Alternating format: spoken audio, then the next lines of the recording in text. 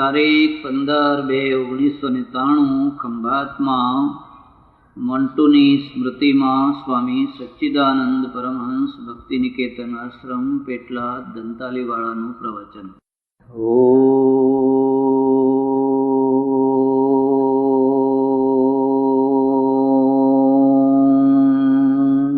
નમઃ શાંતાય.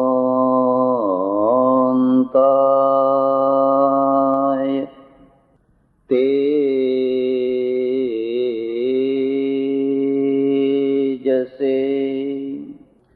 આજની સભાના પ્રમુખ સ્થાને બિરાજેલા ભાઈ શ્રી ભગવતી રાવ, કેમ્બે એજ્યુકેશન સોસાયટીના પ્રમુખ શ્રી, મંત્રીશ્રી અને બીજા એમના સહયોગી ભાઈઓ, જેમની ઉદારતાથી કેમ્બે એજ્યુકેશન સોસાયટીને આજે એક સ્કેટિંગ રિંક મળી છે, એવા ભાઈ શ્રી મયંકભાઈ અને મીરાબેન, સજ્જનો અને બેન, જિંદગીમાં એક બહુ મોટો ગુણ છે સ્પષ્ટતા, અને એક બહુ મોટો દોષ છે અસ્પષ્ટતા અથવા ગૂંચવાડો. તમે 60 વર્ષના થયા, 70 વર્ષના થયા, આખી જિંદગીથી માળા ફેરવો છો, હજુ સુધી પણ ઈશ્વરના સ્વરૂપ વિશે તમે સ્પષ્ટ ન થયા હોવ, અને તમારી અસ્પષ્ટતા અથવા ગૂંચવાડો હજુ પણ ચાલુ રહ્યો હોય, હું સમજુ છું કે આ જિંદગીનો એક બહુ મોટો પછડાટ છે. તમે નાના હતા ત્યારે અસ્પષ્ટ હતા એ સમજી શકાય, પણ હવે તમે 60 પહોંચ્યા, 70 પહોંચ્યા, ધર્મ વિશે, ઈશ્વર વિશે હજુ તમારી કોઈ સ્પષ્ટતા નથી, ગૂંચવાડો જ ગૂંચવાડો છે. જેવું અધ્યાત્મ ક્ષેત્રમાં એવું જ વ્યાપારના ક્ષેત્રમાં. તમે વ્યાપારનું ક્ષેત્ર લઈને બેઠા છો, પણ તમે સ્પષ્ટ છો કે ગૂંચવાયા કરો છો? આ કરું, ના કરું, ફલાણું કરું, ફલાણું કરું. ઘણીવાર લોકો મારી સલાહ લેવા આવે, મને કે બાપજી અમારે કયો ધંધો કરવો, કાપડનો કરવો કે લોખંડનો કરવો? મેં કહ્યું કાપડનોય નહીં કરવાનો ને લોખંડનોય નહીં કરવાનો. એક વાટકી લેવાની, એમાં પાણી ભરવાનું, અને પેલું સેવિંગ ક્રીમ આવે ને, એક બ્રશ લેવાનું. મને કે આવું કેમ કહો છો? અરે ગાંડા, જો મને કાપડનો ધંધો આવડ્યો હોત કે લોખંડનો ધંધો આવડ્યો હોત તો હું જ ના કરો. આ માણસ અસ્પષ્ટ છે, અને એમ ઈચ્છા રાખે છે કે કોઈ અમને ચમત્કારિક રીતે બતાવે કે તું ફલાણો ધંધો કર, અને કાગડાને બેસવું અને ડારને તૂટવું. કદાચ જો મેળ પડી જાય તો બરાબર છે. તમે કોઈ પણ ક્ષેત્રમાં, રાજકીય ક્ષેત્રમાં હોવ, સામાજિક ક્ષેત્રમાં હોવ, એથી વધારે આગળ ચાલીને હું તમને કહું, તમે તમારા પતિ પત્નીના દાંપત્યમાં હો, પણ તમે સ્પષ્ટ છો, ક્લિયર છો કે ગૂંચવાયા કરો છો? અને આ ગૂંચવાડો શરૂઆતના મહિનો, 2 મહિના, 4 મહિના, 6 મહિના સુધી હોય તો વાત સમજી બરાબર છે, ગૂંચ ઉકેલતા વાર લાગે. પણ હવે તમને વર્ષો વીતી ગયા, 20 વર્ષ, 25 વર્ષ, 30 વર્ષ, 40 વર્ષ થયા, હજુ સુધી તમે સ્પષ્ટ નથી થઈ શક્યા. ગૂંચવાડો એક બહુ મોટો દોષ છે, અને સ્પષ્ટતા છે એના જેવો કોઈ ઉત્તમ ગુણ નથી. જે સ્પષ્ટ છે એ જ બીજાને સ્પષ્ટ કરી શકે. જે પોતે ગૂંચવાયેલો છે એ બીજાની ગૂંચ ના ઉકેલી શકે. પણ મારે ઈશ્વર સંબંધી ચર્ચા નથી કરવી, મારે કોઈ બીજી ચર્ચા નથી કરવી. મારે તો તમારા આગળ એક નાની સરખી ચર્ચા કરવી છે, અને એ ચર્ચા છે, તમને કોઈ એમ પૂછે કે આ જીવન શબ્દ છે એનો એક જ શબ્દમાં અર્થ બતાવો, સ્પષ્ટ કરો. જીવન એટલે શું? જીવનની વ્યાખ્યા કરો, જીવનને ક્લિયર કરો. એવું તો નથી બનતું કે વર્ષોથી જેને આપણે જીવી રહ્યા છીએ એ વિશે જ આપણે સ્પષ્ટ નથી. એક સુકાન વિનાની નૌકા હોય, નૌકા ખરી પણ એનું કોઈ સુકાન નથી. ક્યાં જવું છે? જ્યાં મોજા લઈ જાય ત્યાં. શું પ્રાપ્ત કરવું છે કઈ ખબર જ નથી. કદાચ તમને કોઈ એમ પૂછે કે એક શબ્દની અંદર એની વ્યાખ્યા કરો, મારી દ્રષ્ટિએ મને કોઈ પૂછે તો હું એને એક શબ્દમાં એની વ્યાખ્યા કરું, જીવન એટલે સાધના. શબ્દને સમજજો, જીવન એટલે સાધના. અને ફરી પાછો બીજો પ્રશ્ન ઉભો થાય, સાધના એટલે શું? મારી દ્રષ્ટિએ એનો જવાબ છે, પ્રશ્નો ઉકેલે એનું નામ સાધના, પ્રશ્નો વધારે એનું નામ સાધના નહીં. જરા વાતને ધ્યાનથી સમજજો. જીવનનો અર્થ જ પ્રશ્ન થાય છે અને એ પ્રશ્નને ઉકેલી આપે એનું નામ છે સાધના. સૂર્ય સાધના કરે છે એટલે આખી દુનિયાને એ પ્રકાશ આપે છે. સમુદ્ર સાધના કરે છે એટલે એ ભરતી અને ઓટના દ્વારા આખી દુનિયાની અંદર એની લહેરો મોકલે છે. આ ધરતી સાધના કરે છે એટલે તમારા નાખેલા કણ છે એ એક કણના 1000 કણ કરીને તમને પાછા આપે છે. જો ધરતી સાધના કરવાનું બંધ કરે, જો સૂર્ય સાધના કરવાનું બંધ કરે, તો જરા તમે વિચારો કે આ વિશ્વનું કોઈ અસ્તિત્વ રહે ખરું?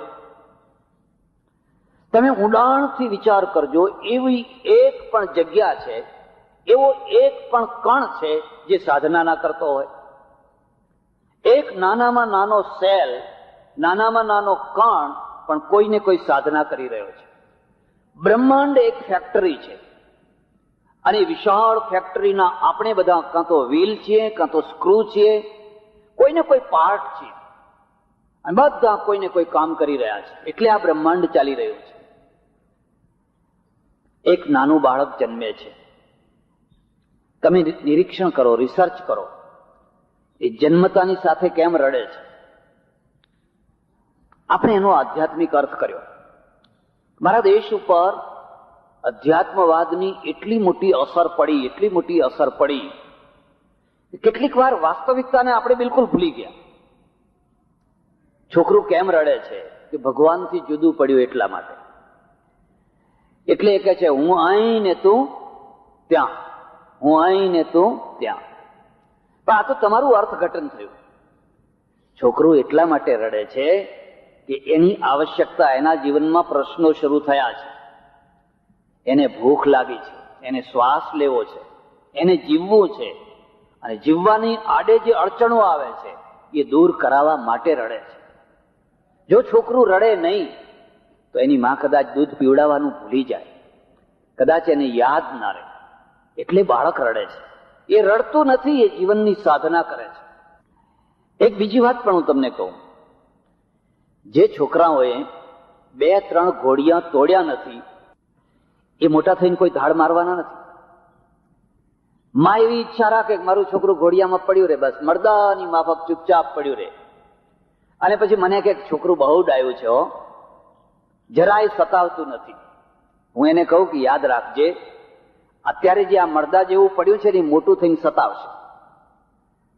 કારણ કે ઘોડિયા તોડવાનો, કુદાકુદ કરવાના 2 ભાગ છે. કાં તો પહેલા બધું કરી લો અને કાં તો પછી પાછળથી કરો. મારો અનુભવ છે કે જે બચપણમાં છોકરા બહુ તોફાની હોય છે, મોટા થઈને એટલા જ ડાયા થતા હોય છે.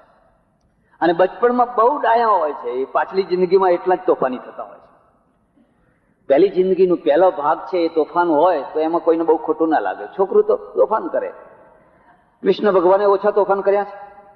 હે? પાર વિનાના કર્યા છે. અને એ જ કૃષ્ણ ગીતાનો ઉપદેશ આપે અને દ્વારકામાં જઈ અને આખી સોનાની દ્વારકાને તટસ્થ ભાવથી, અનાસક્તિથી ત્યાગી દે. 2 ભાગ છે. હું તમને એક ખાસ સલાહ આપું છું, તમે જીવનને કદી નકારાત્મક દ્રષ્ટિએ ના જોશો. આખું જીવન સાધના જ સાધના છે. આ ફૂલને ફૂલ તરીકે થવા માટે કેટલી સાધના કરવી પડી છે, ત્યારે એ ફૂલ તરીકે થઈ શકે છે. જો એને સાધના ન કરી હોત તો કદાચ એને ફૂલનું રૂપ ન મળ્યું હોત. બીજી વાત, પ્રશ્નો ઉકેલે એનું નામ સાધના. પ્રશ્નો શું છે? એક તમારા પગના અંગૂઠા આગળ પડેલો પ્રશ્ન, એક દૂર પડેલો પ્રશ્ન અને એક ન દેખાતો પ્રશ્ન. આ 3 શબ્દો યાદ રાખજો. બાળકના પગના અંગૂઠા આગળ પડેલો પ્રશ્ન એની ભૂખ છે. એને ભૂખ લાગે છે એટલે રડે છે, એને મચ્છર કરડે છે એટલે રડે છે. હજુ એની લાગણીના તંતુ જ ખીલ્યા નથી, માત્ર શારીરિક આવશ્યકતાઓ જ એની જરૂરિયાત છે. માણસ માત્રનો જે પ્રાથમિક પ્રશ્ન છે એ શારીરિક આવશ્યકતાઓ છે, ખાવું પીવું વગેરે વગેરે વગેરે વગેરે. અને આ પ્રશ્ન આખી જિંદગી સુધી રહે છે.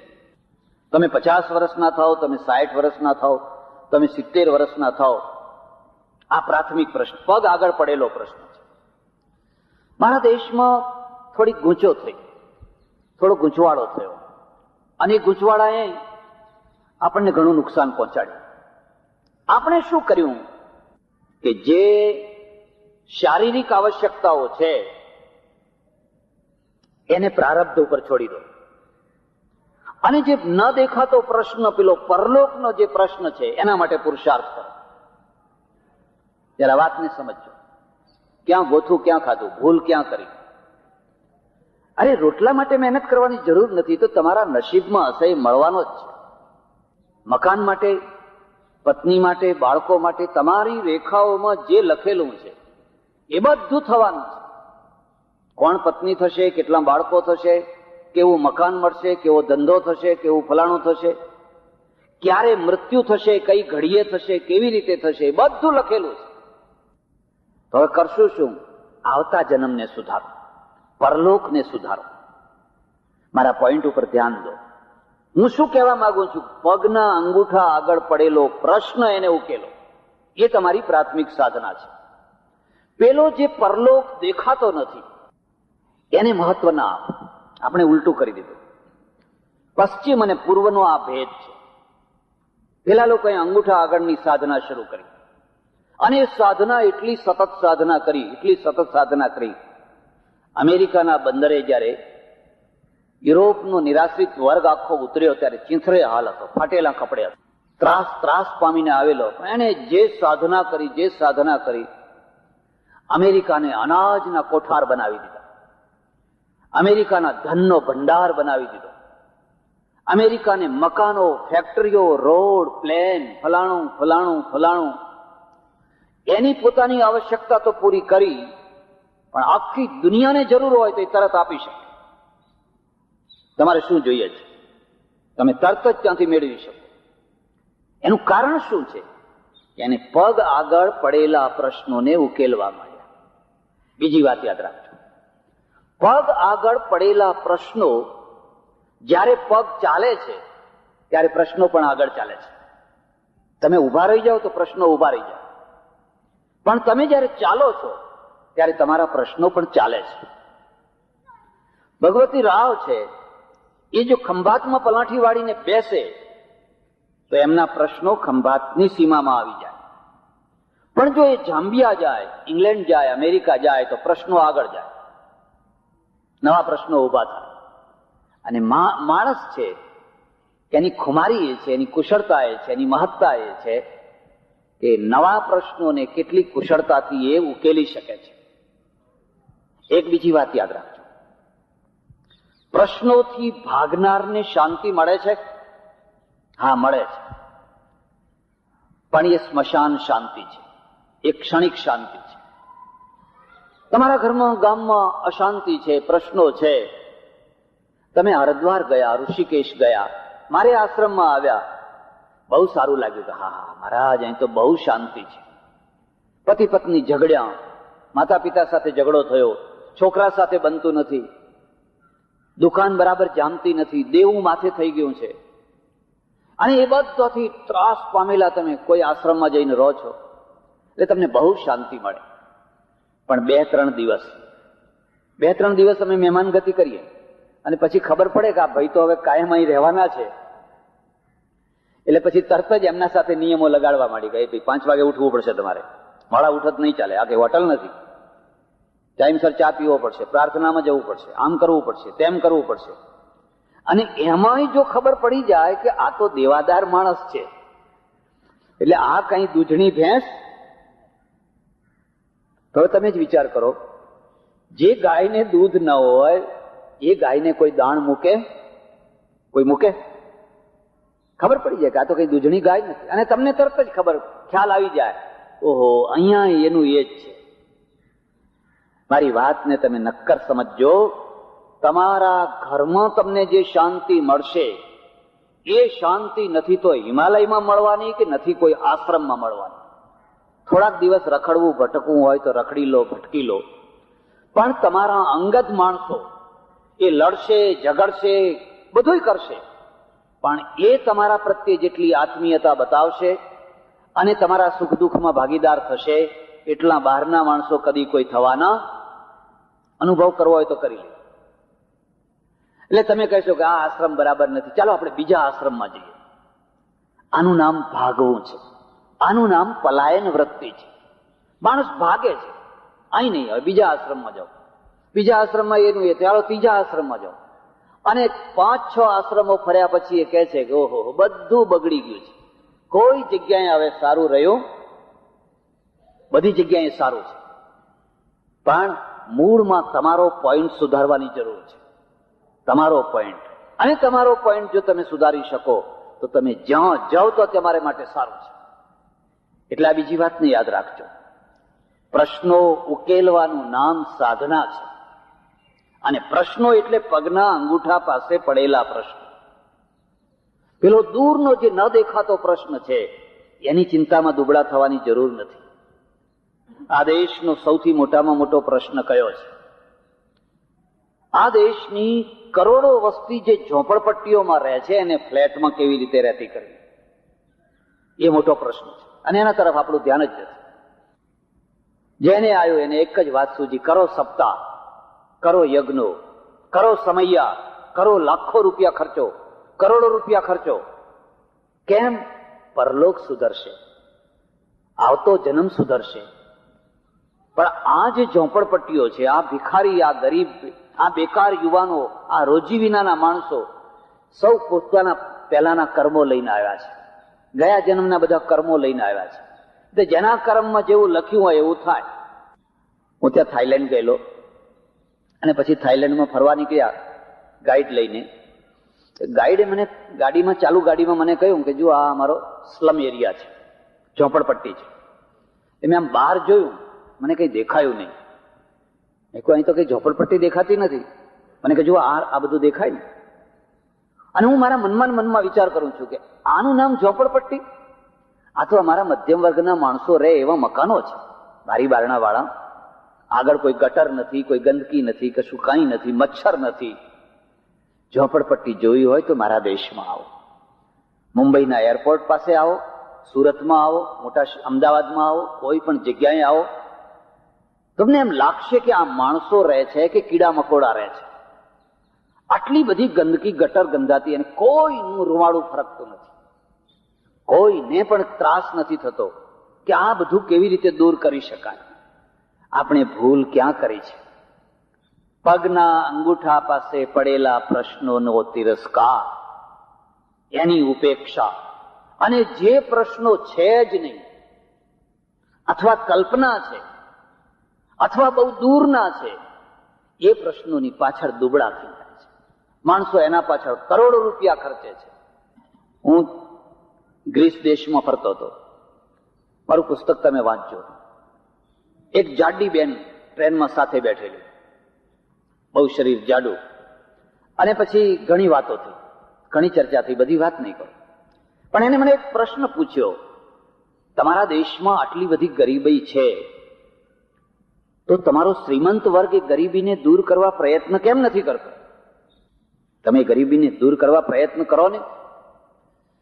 મેં એને જવાબ આપ્યો, ગરીબીને અમે પ્રારબ્ધનું તત્વ માનીએ છીએ અને એને પુરુષાર્થથી દૂર કરવાનું અમે શીખ્યા નથી હજુ.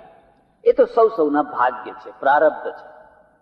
જે દિવસે અમારી આંખ ઉઘડશે અને એમ સમજતા થઈશું કે આ પ્રારબ્ધનું તત્વ નથી, પુરુષાર્થના દ્વારા એને દૂર કરી શકાય છે, ઓછી કરી શકાય છે, તે દિવસે અમારી આટલી બધી દુર્દશા નહીં હોય. પણ આ સમજાવશે કોણ? આ વ્યાસપીઠ ઉપર બેઠેલા માણસો સમજાવશે. વ્યાસપીઠ ઉપર બેઠેલા માણસો જ્યાં સુધી આ વાતને ઉલટી રીતે સમજાવ્યા કરશે કે તમે જંગલમાં જાઓ ને, તમારું પ્રારબ્ધ તમારી પાછળ દોડી રહ્યું છે, જે નસીબમાં હશે એ મળવાનું જ છે. અમારે ચરોતરમાંથી એવા કેટલાય પટેલના છોકરાઓ પરદેશ ગયા છે. એક છોકરાની વાત કરું, એ જયારે પરદેશ નતો ગયો, મારે આશ્રમમાં રોજ આવે અને એટલી એની દીન દશા કે મને હાથ જોડીને કે મને કોઈ 250 રૂપિયાની નોકરી અપાવો ને. મહિને 250 મળે તોય ઘણા એમ, પણ એને નોકરી ના મળી. પછી પેલી રિલેશનશીપ આવી અને એમાં એ અમેરિકા ગયો. 1-1.5 વર્ષ પછી મારે જવાનું થયું અને એના ત્યાં જવાનું થયું. અને મેં જોયું કે 1.5 વર્ષની અંદર આ છોકરાએ એક મોટેલ ને એક હોટેલ રાખેલી છે અને 1.5 વર્ષની અંદર 15 થી 20 લાખ રૂપિયા એ કમાયો છે. હું વિચાર કરું છું, જો આ છોકરો અમેરિકા ના ગયો હોત અને ભારતમાં ને ભારતમાં રહ્યો હોત તો આખી જિંદગીમાં એ 20 લાખ રૂપિયા કદી કમાઈ શકવાનો નહોતો. તો અહીંયા કમાયો તો કેવી રીતે કમાયો? જીવનની તકો ત્યાં છે, આપણે ત્યાં તકો નથી. બુદ્ધિ એની એ છે, એનું સાહસ, એનું ડાપણ, એની આવડત, એ બધું એનું એ જ છે. પણ એ બધું હોવા છતાં અહીંયા એ કશું ના કરી શક્યો હોત. ત્યાં ગયો, તરત જ લોન મળે. લોન લેવા માટે કોઈ લાગવગ નહીં, કોઈ લાંચ રૂશ્વત નહીં, કોઈની ભલામણ નહીં, કોઈ સાહેબના પાછળ કંઈ ફરવાનું નહીં, તરત લોન મંજૂર. ફલાણું આ તરત જ એક પછી એક. અને કે 1.5 વર્ષની અંદર 15 થી 20 લાખ રૂપિયા હું કમાયો છું. એના કામમાં આપ્યું, ફલાણે ડોનેશન આપ્યું, ફલાણે કર્યું. જે તકો ત્યાં ઊભી થઈ છે એ તકો અહીંયા પણ ઊભી કરી શકાય, જો આપણે આ પગ આગળ પડેલા પ્રશ્નને, અંગૂઠાના પ્રશ્નને જો આપણે સ્વીકાર કરીએ તો. લાંબી ચર્ચા નહીં કરે.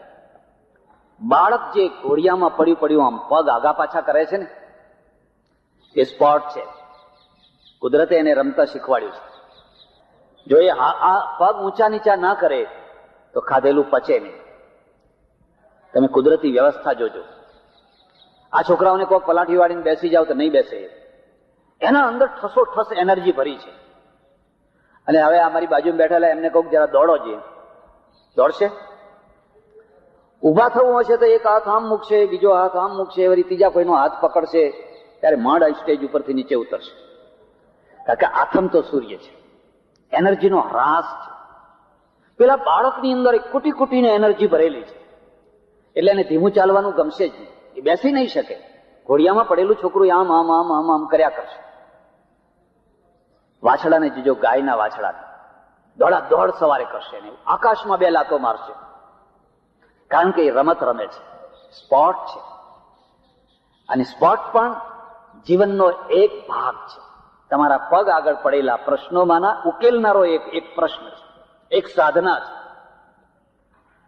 અમારે ત્યાં સ્વામી વિવેકાનંદે લખ્યું છે, સંન્યાસીઓ આખો દિવસ ગુફામાં પેસી ના રહેશો, રૂમમાં બંધ થઈને પેસી રહેશો, નહીં તો પીડા પડી જશો, રોગિષ્ટ થઈ જશો. અને હું તમને અનુભવ પછી કહું છું, સૌથી વધુમાં વધુ રોગી યોગીઓ છે. કોઈ લાંબુ જીવનાર જીવન હોય ને એનો રિસર્ચ કરજો. સૌથી વધારે રોગી યોગી હોય છે, કારણ કે અકુદરતી જીવન જીવે છે. પલાઠી વાળીને આખો દિવસ બેસી રહેવાનું, બારી બારણા બંધ કરીને, ચોખ્ખો પ્રાણવાયુ ના મળે. જે કોઈ 70, 80, 85, 90 વર્ષ જીવનારા માણસો હોય, 100, 125, તમે એનું રિસર્ચ કરજો, એ ઓરિજિનલ નોર્મલ જીવન જીવનારો હશે. એ હસતો હશે, ભલે બીડી પીતો હોય, ભલે આઈસ્ક્રીમ ખાતો હોય, ભલે ચા પીતો હોય, એ માણસ વ્યવસ્થિત રીતે લાંબુ જીવન જીવશે. પેલું બંધિયાર જીવન છે, અને બંધિયાર જીવન એના જીવનને મારી નાખશે. ભ્રમણા ભરેલી સાધના છે. એટલે એમણે લખ્યું છે, સાંજ પડે ને વોલીબોલ રમજો, થોડી કુદાકુદ કરજો.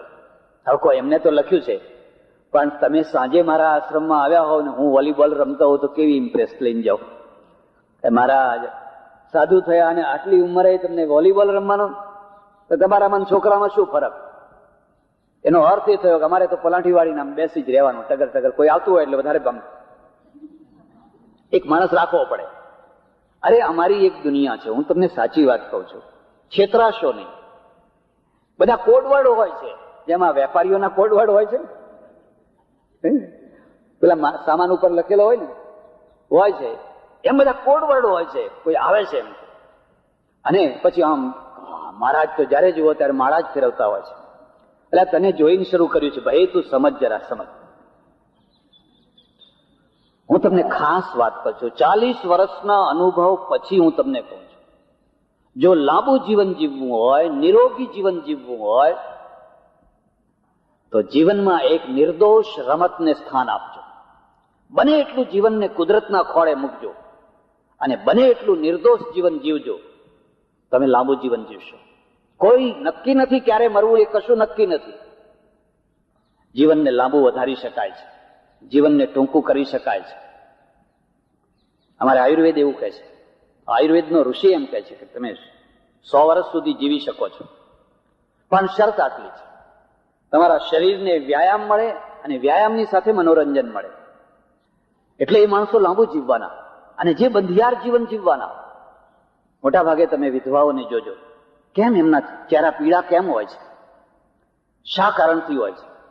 ચહેરા ઉપર તેજ કેમ નથી હોતું? એક જ કારણ છે, એના જીવનની અંદર જે ખીલવાપણું આવવું છે ખતમ થઈ ગયું છે. એટલે ફૂલ છે પણ મુરઝાયેલું છે, જ્યારે જુઓ ત્યારે કરમાયેલું અને લોકો એને ખીલવા દેતા નથી, લોકો એને પાછા ખીલવા નથી દેતા. એટલે પ્રશ્નો ઉકેલે એનું નામ સાધના. અને પ્રશ્નનો અર્થ થાય છે પગ આગળ પડેલા પ્રશ્ન. તમારા પગ આગળ પડેલા પ્રશ્નો, વ્યક્તિના પ્રશ્નો, પરિવારના પ્રશ્નો, ગામના પ્રશ્નો, રાષ્ટ્રના પ્રશ્નો, માનવતાના પ્રશ્નો. આપણો પહેલો પ્રશ્ન પેટનો છે. પેટનો પ્રશ્ન આપણે ઉકેલી શક્યા? હા, મારે કહેવું જોઈએ, એક જમાનો હતો જ્યારે આપણે પરદેશનું અનાજ ખાતા હતા. પરદેશ, વાતો સંસ્કૃતિની, વાતો આત્માની, અને ગૌરવ દેશનું. આ દેશમાં ભગવાન અવતાર લે, આ દેવોનો દેશ, અને ઘઉં અમેરિકાના, પાવડર અમેરિકાના, દૂધ બહારનું, ઉતરેલા કપડા બધા બહારના. આને વિસંવાદ કહેવાય. આનું નામ વિસંવાદ કહેવાય. જે તમે બોલો છો એના સાથે જીવનમાં ઘટે છે શું? આ દેશમાં એક ઠીંગણો માણસ થયો, તમે સમજી ગયા હશો. એનું નામ લાલ બહાદુર શાસ્ત્રી. કલેવરથી ઠીંગણો, પણ વ્યક્તિત્વથી મહાન. એટલું મોટું વ્યક્તિત્વ, એટલું મોટું વ્યક્તિત્વ. એના છોકરાએ કહ્યું કે દાદા, મારે કોલેજમાં દાખલ થવું છે અને કોલેજમાં પ્રવેશ નથી મળતો, તમે એક ચિઠ્ઠી લખી આપો ને. અને આ પ્રધાનમંત્રીના પદ ઉપર બેઠેલા માણસે કહ્યું કે ભારતનો સામાન્ય વિદ્યાર્થી જે રીતે કોલેજમાં દાખલ થતો હોય એવી રીતે જ તારે દાખલ થવાનું. મારા પ્રધાનમંત્રીપણાનું વટાવવાનું નહીં. એ છોકરો લાઈનમાં ઉભો રહ્યો, કોલેજની લાઈન, બારીની લાઈનમાં ઉભો રહ્યો. જ્યારે એનો નંબર આવ્યો, પેલા જોયું, ઓહો, આ તો શાસ્ત્રીજીનો પૌત્ર થાય. અરે અરે અરે, તમારે લાઈનમાં ઉભું રહેવાનું હોય? એને કહ્યું, મારે લાઈનમાં ઉભું જ રહેવું પડે, મારા દાદાએ મને કહ્યું છે. કેટલું મોટું વ્યક્તિત્વ! એનું તો વ્યક્તિત્વ મહાન હતું, પણ આપણું વ્યક્તિત્વ મહાન નીકળ્યું. આવા વ્યક્તિત્વને આપણે યાદ રાખીએ છીએ. પૂતળા કોના મૂક્યા છે? ગામે ગામ. નામો કોના મૂક્યા છે? જય જયકાર કોનો થાય છે?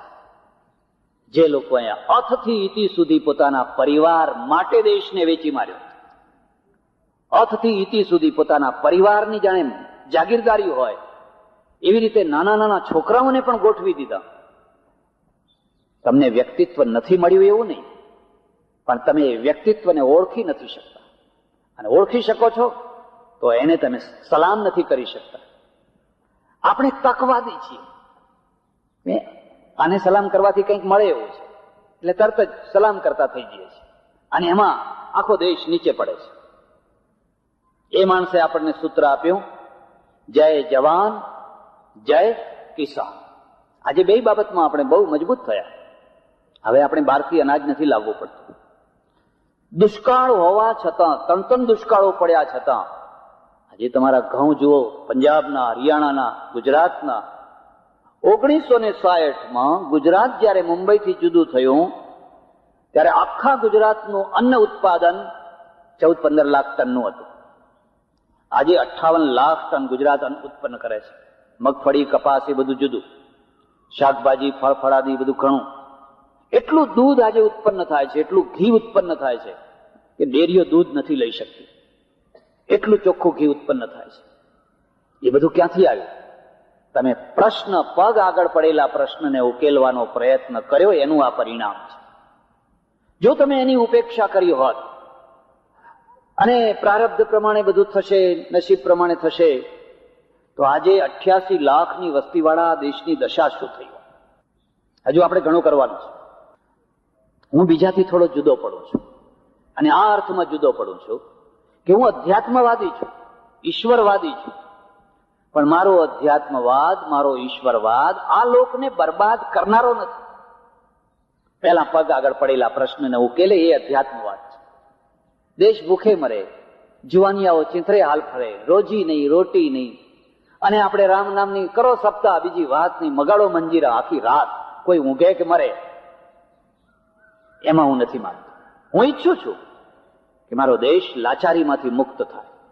અને એક ટાઈમ એવો પણ આવે કે તમે બીજાને અનાજ મોકલી શકો, તમે બીજાને માખણ મોકલી શકો, તમારા ઉતરેલા કપડાં બીજાને તમે મોકલી શકો.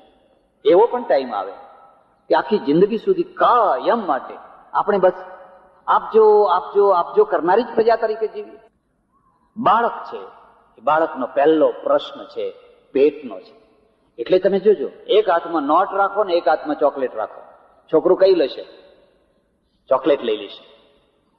હવે એક પ્રૌઢ માણસ છે, એને એક હાથમાં નોટ રાખો ને એક હાથમાં ચોકલેટ રાખો. હવે પ્રૌઢ માણસ કયું લેશે? ચોકલેટ લેશે. એ તો તરત જ નોટ સામે જ જોશે. બાળક કેમ? કારણ કે એને હજુ એનો પ્રશ્ન આટલો જ શારીરિક પ્રશ્ન છે. જેમ જેમ બાળક મોટું થાય છે એમ એના જીવનમાં એક નવો પ્રશ્ન ઉત્પન્ન થાય છે. અને જે નવો પ્રશ્ન છે ને એ લાગણીનો પ્રશ્ન છે. શારીરિક પ્રશ્નોની સાથે હવે એક નવો પ્રશ્ન ઉભો થયો. એને માનો ખોળો જોઈએ. માના ખોળા સિવાય એને બીજી કોઈ જગ્યાએ શાંતિ નથી મળતી. 2 દિવસ માટે પણ જો માં બહાર ગઈ હોય તો એ રડા રડ કરે છે. એક રાણી, રાજાની રાણી આવીને એને તેડવા જાય તો એ નહીં, માં જ જોઈએ, બીજું કોઈ ના જોઈએ. શું કારણ છે? માં કરતા બીજા ઘણા સારા ખોળા છે. એ બીજા ખોળાને કેમ નથી સ્વીકાર કરતો? જીવનને સમજજો. લાગણીમાં અનન્યતા રહેલી હોય છે, અને અનન્યતામાંથી ઇતિહાસ સર્જાતો હોય છે. લાગણીમાં એક અનન્યતા હોય છે. બાળકને માં જ જોઈએ, અને માને પોતાનું જ બાળક જોઈએ. એ માનો ખોળો ખાલી પડ્યો, તમે બીજું છોકરું લાવીને આપો ને, કદી એના મનમાં એટલો બધો વાલ નહીં છૂટે. છૂટશે? સાવકીમાં હોય, આખો ઇતિહાસ જોજો, છોકરાને મારી જોડી નાખે, ખવડાવે નહીં, દૂધ ના આપે. જેને સાવકી માના હાથે ઉછરીને મોટું થવાનું થયું હોય એને પૂછી જોજો. કોઈ અદભુત કિસ્સો નીકળે ના નીકળે એવું નથી. મોટા ભાગે તો એ જ હોય. આ માત્ર માણસમાં જ નહીં, કૂતરામાં, બિલાડામાં, ગાયમાં, બધે ગમે ત્યાં જુઓ. ગાયનું વાછડું એની પાસે જાય તો ગાય ખુશ થઈ જાય, બીજું વાછડું આવે એટલે આતો મારે. કૂતરીને ધાવવા માટે બીજી કૂતરીના બચ્ચા જાય તો કૂતરી એને મારી નાખે. પરમેશ્વરે આ બીજું તત્વ મૂકેલું છે, લાગણી. અને લાગણીની સાથે અનન્યતા મૂકેલી છે, અને એ અનન્યતાની સાથે એક જીવનનું તત્વ મૂકેલું છે. નહીં તો માણસ કમ્પ્યુટર થઈ ગયો હોય, માણસમાં ને કમ્પ્યુટરમાં કશો ફરક ના હોય. એવું શું કારણ છે? એક માણસ રસોઈ પીરસે છે તો તમને જમવાનું મન થાય છે, અને એક માણસ રસોઈ પીરસે છે તો તમારું મોઢું બગડી જાય છે. રસોઈ એની જ છે, રસોઈમાં કશો ફરક નથી, પણ તરત જ તમારો ચહેરો બદલાઈ જાય છે, બગડી જાય છે. એનું કારણ શું છે? એટલે જીવનમાં જે અંગૂઠા આગળના પ્રશ્નોમાંના બીજો તબક્કો જે શરૂ થાય છે એ લાગણીના પ્રશ્નોનો થાય છે. પેટના પ્રશ્નો એટલા બધા ગંભીર નથી, પણ લાગણીના પ્રશ્નો બહુ ગંભીર છે. ભૂખે મરનાર માણસ ભાગ્યે જ આત્મહત્યા કરતો હોય છે, ભાગ્યે જ કરતો હોય છે. કોઈ ભિખારીને આત્મહત્યા કરતા તમે સાંભળ્યો? કે ફલાણા ભિખારીએ આત્મહત્યા કરી, ભાગ્યે જ કરશે. ભિખારી કદી આત્મહત્યા ના કરી શકે. મારું તો એવું માનવું છે, જેનામાં આત્મબળ ન હોય એ આત્મહત્યા ના કરી શકે. અને પ્રજાનું મૂલ્યાંકન એ રીતે તમે કરી શકો કે એમાંથી પ્રાણને ઉત્સર્ગ કરનારા કેટલા માણસો હોય છે. દુનિયામાં સૌથી વધારેમાં વધારે આત્મહત્યા કરનારો વર્ગ જાપાનમાં છે. એને હારાકીરી કહે છે.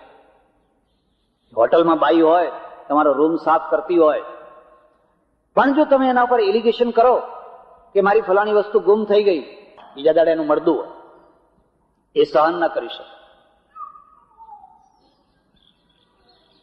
અંગ્રેજોએ પુલો બાંધ્યા, બધી ઘણી વસ્તુઓ બાંધી, એના ઉપર મુદત મારી 100 વર્ષ. અને જઈને જુઓ 100 વર્ષ થઈ ગયા. ગોલ્ડન બ્રિજને 100 વર્ષ થયા કે નહીં? એલિસ બ્રિજને 100 વર્ષ થયા કે નહીં? કાંકરી ખરી છે? આપણા એન્જિનિયરો છે, એ તો સારું છે કે મુદત બાંધતા જ નથી. એ એક તરફ ઉદઘાટન થાય ને બીજી તરફ રિપેરિંગ ચાલુ થઈ જાય. કદી કોઈને આત્મહત્યા કરતા જોયો હોય? આત્મહત્યા ના કરે. પ્રજાને મહાન બનાવવી હોય તો પહેલી શરત છે એને સંભાવિત બનાવો, પાણીદાર બનાવો. તમારી પાસે ધાર્યું છે, પાણી વિનાનું છે, એ તો દેખાવ પૂરતું જ છે. જો ખરા ટાઈમે જયારે વાપરવાનું થશે ને તો એ તો તરત જ વળી જવાનું છે.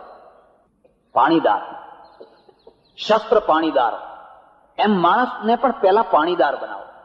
અને પાણીદાર બનાવવો હોય તો પહેલી શરત છે એને ભિખારી વેડાથી મુક્ત કરો, એને ભિખારી પેણાથી મુક્ત કરો. જો પ્રજાને મારી નાખવી હોય તો એને ભીખ માગતી કરી દો, બસ પ્રજા મરી જશે. આપો આપો, લાવો લાવો લાવો, બીજી વાત નહીં. એક વાર તમારા મગજમાં એમ થઈ જાય કે હું દુઃખી થઈશ, સહન કરી લઈશ, પણ મારે ભીખનું ના જોઈએ, પણ તરત જ પાણીદાર પ્રજા પેદા થશે. અને પાણીદાર જે પ્રજા છે ને એની પાછળ પરમેશ્વર ફરતો હોય છે. પાણીદાર જે પ્રજા છે ને એ 3 ગાથાઓ સર્જતી હોય છે: પ્રેમ ગાથા, શૌર્ય ગાથા અને ભક્તિ ગાથા. પાણીદાર હોય જ આ 3 ગાથાઓ ઉભી કરી શકે. એકવાર એવું બન્યું, મારે મુંબઈ જવાનું થયું અને બધા જૈન લોકોનો કાર્યક્રમ હતો, બધા વાણિયા જ વાણિયા હતા. અને કઈ ને કઈ કેમને પ્રસંગ આવી ગયો અને પ્રસંગમાં મારાથી સહેજ રીતે પૂછાઈ ગયું, ભાઈ તમે કોઈ પ્રેમ ગાથા ઉભી કરી છે? શ્યાણી વિજાણંદ જેવી કે એવી કોઈ? મને કે અમને એ ધંધા અમને ના પોસાય, એ ધંધા અમને ના પોસાય. વાત એ સાચી જ છે. હવે દુકાન કરવી કે આવા ધંધા કરવા, બરબાદીના કોણ ધંધા કરે? શ્યાણી અને વિજાણંદ છે એ લાગણીનો પ્રશ્ન, અને હું એને કોઈ રીતે હલકો નથી માનતો, કોઈ રીતે હલકો નથી માનતો, કારણ કે એમાં અનન્યતા છે.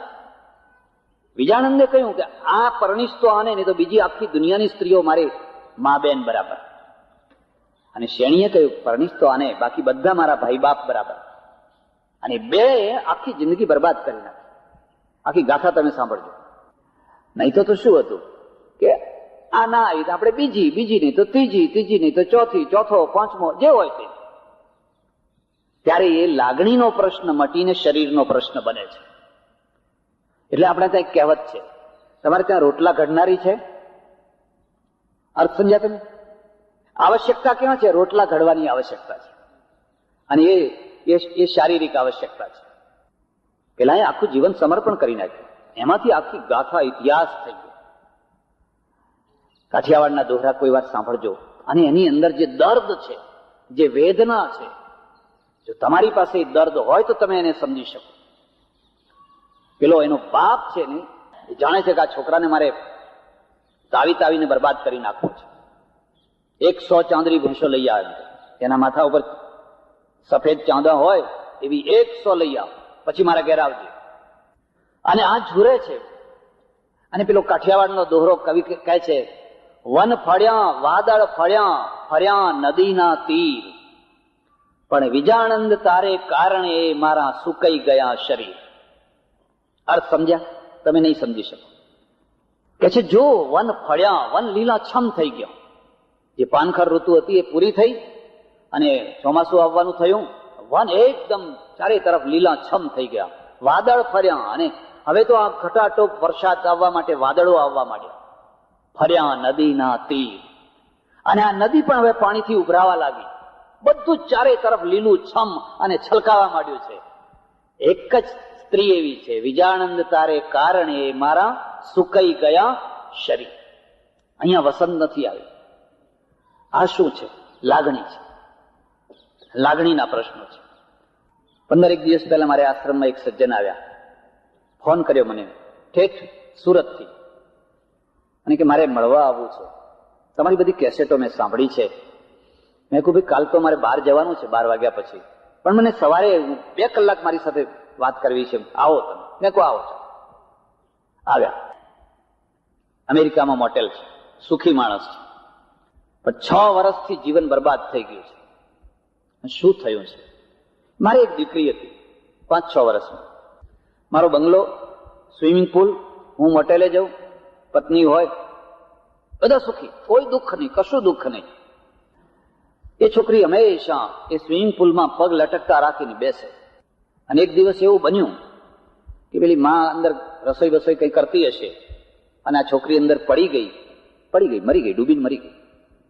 પડોશીએ કોઈએ કહ્યું, જોયું તો મળદું. અને કે બાપજી, બસ ત્યારથી મારા જીવનની અંદર એટલું મોટું ખાલીપણું આવ્યું, હવે જિંદગીમાં મને કશું ગમતું નથી. મારા ઘરમાં બીજી દીકરી આવી, પત્ની છે, મિલકત છે, પૈસો છે, બંગલો છે, ગાડી છે, માણસો છે, બધુંય છે, પણ મને એ છોકરી વિના હવે કશું ગમતું નથી. કહો આનો ઉકેલ કેવી રીતે લાવશો? આ કોઈ આર્થિક પ્રશ્ન નથી, આ કોઈ શારીરિક પ્રશ્ન નથી, આ લાગણીનો પ્રશ્ન છે. બીજી દીકરી મારે ત્યાં જન્મી, બધું છે, પણ કોણ જાણે કેમ આ બીજી દીકરીને હું રમાડું છું, બધું કરું છું, પણ પેલી છોકરી ઉપર જે મારું મન હતું ને, એ ખાલીપણું કોઈ રીતે ભરાતું નથી. આ દુનિયાની અંદર શરીરના દાઝેલા કરતા મનના દાઝેલા ઘણા માણસો છે, લાગણી ઘવાયેલા ઘણા માણસો છે.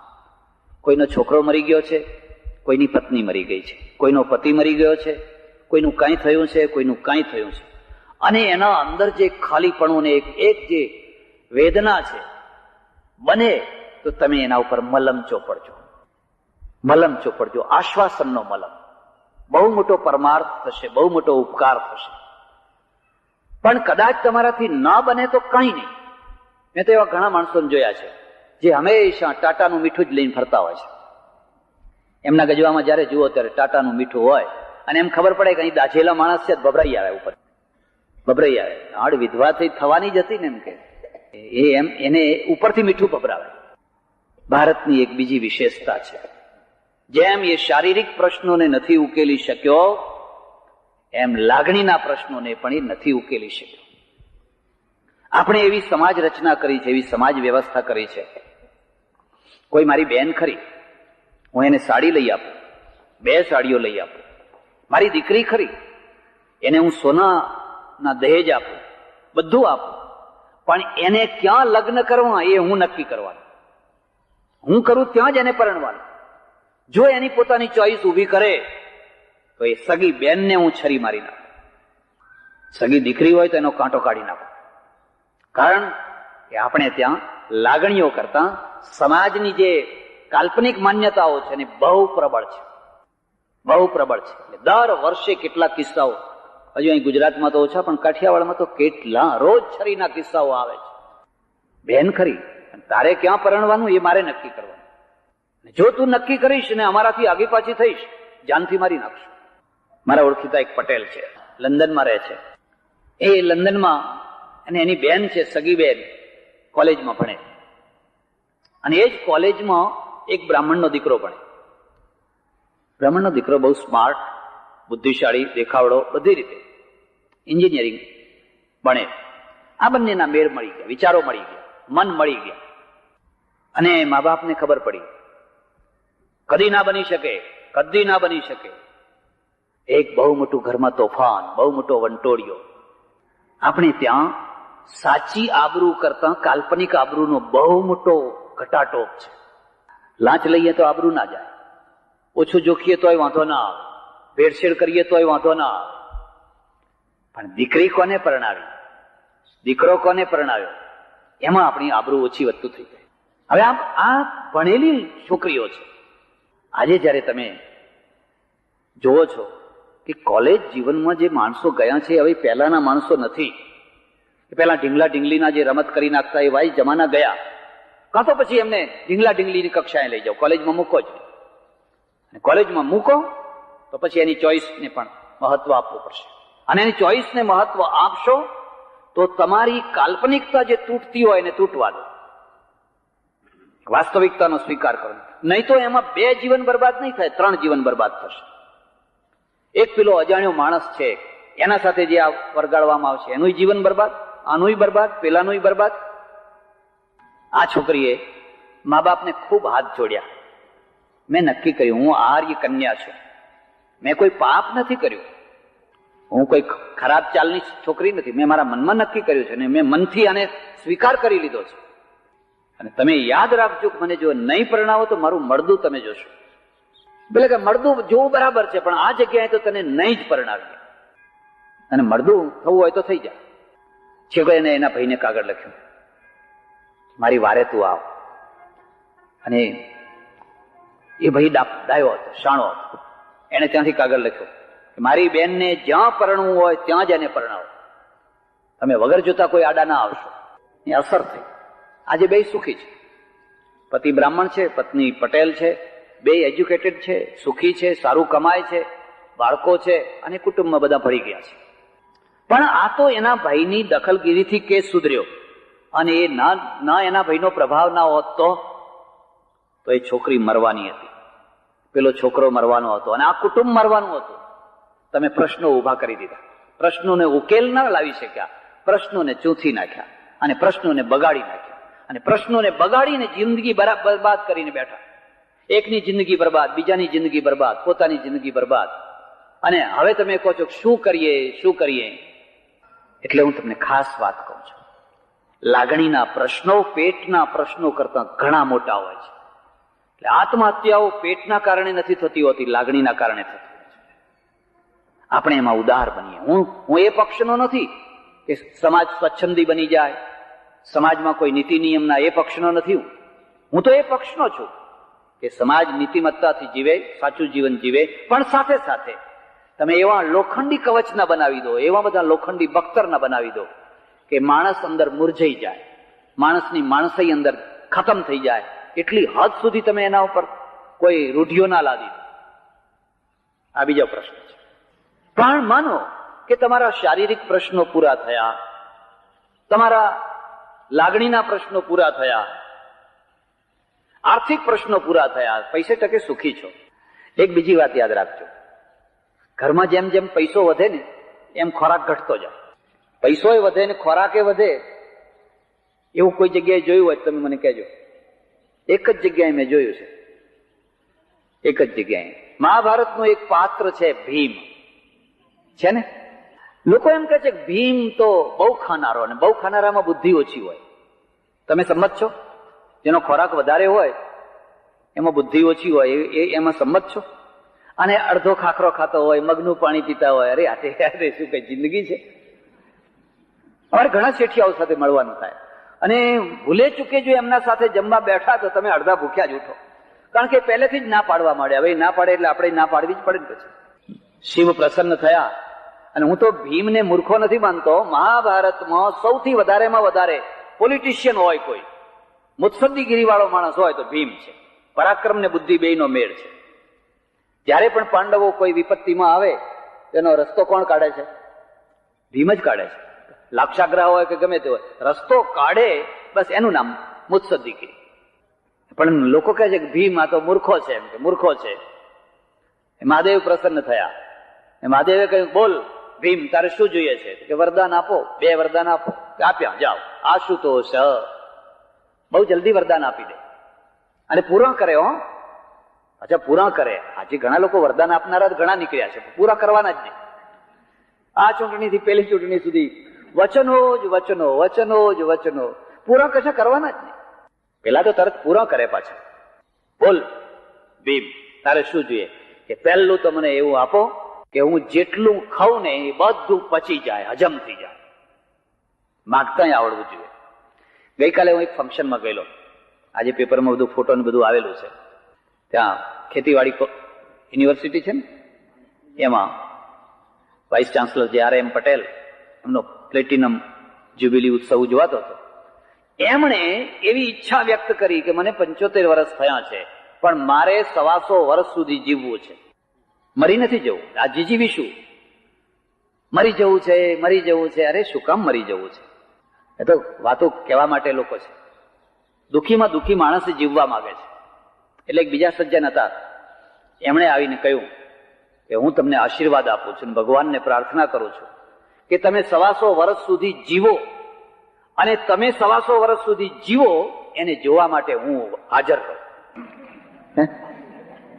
અર્થ સમજાય? કોઈ એનો અર્થ કે એનું પોતાનું પણ માગતા આવડવું જોઈએ.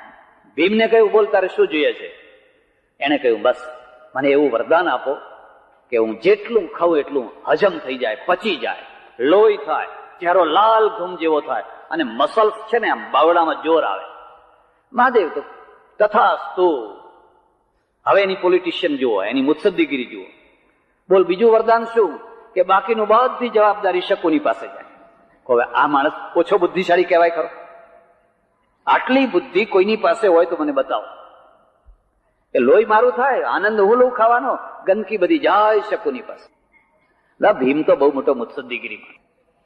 પણ વાસ્તવિકતા એ છે કે જેમ જેમ માણસનો ખોરાક, ઘરમાં પૈસો વધતો જાય એમ એમ એનો ખોરાક ઘટતો જાય. એક, જેમ જેમ પૈસો વધતો જાય એમ એમ સગા વધતા જાય. કોઈ પૈસાદાર સગા વિનાનો હોય જ. મને બતાવજો કોઈ પૈસાદાર હોય અને એને સગા ના હોય એવો માણસ બતાવજો. હા, સગા કોને ના હોય? ગરીબને ના હોય. હોય તોય કોઈ સગા થવા તૈયાર થાય? પૈસો કદી સગા વિનાનો હોય જ. અને ગરીબાઈ છે એના સગા ખોળવા પડે, કહેવા પડે તમે મારા આમ થાવ તેમ. હશે એમ કે હશે, કઈ અત્યારે યાદ આવતું નથી. અને જેમ જેમ સગા વધતા જાય એમ એમ તમારા સામાજિક પ્રસંગો ગૂંચવાતા જાય. નોટ કરજો તમે, તમારા નોટ કરજો. મોટા મોટા શેઠિયાઓના બંગલામાં જઈને ગૂંચ જોઈ આવજો.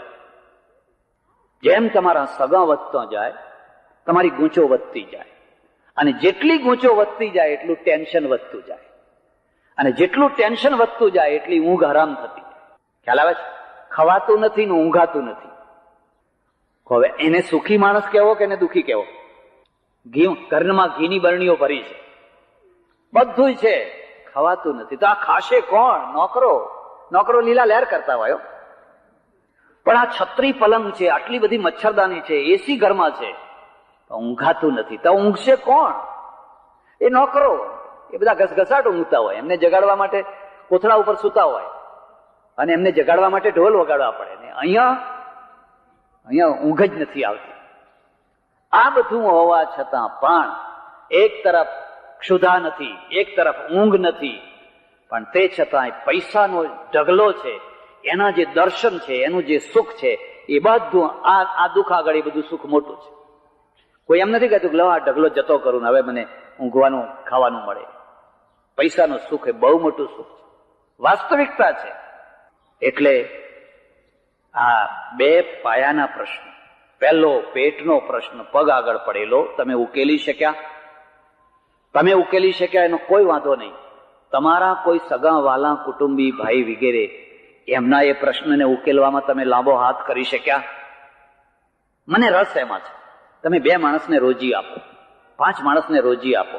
બહુ મોટો યજ્ઞ થઈ ગયો, બહુ મોટી સપ્તાહ થઈ ગઈ. શું કામ ખોટા ખર્ચા કરો છો?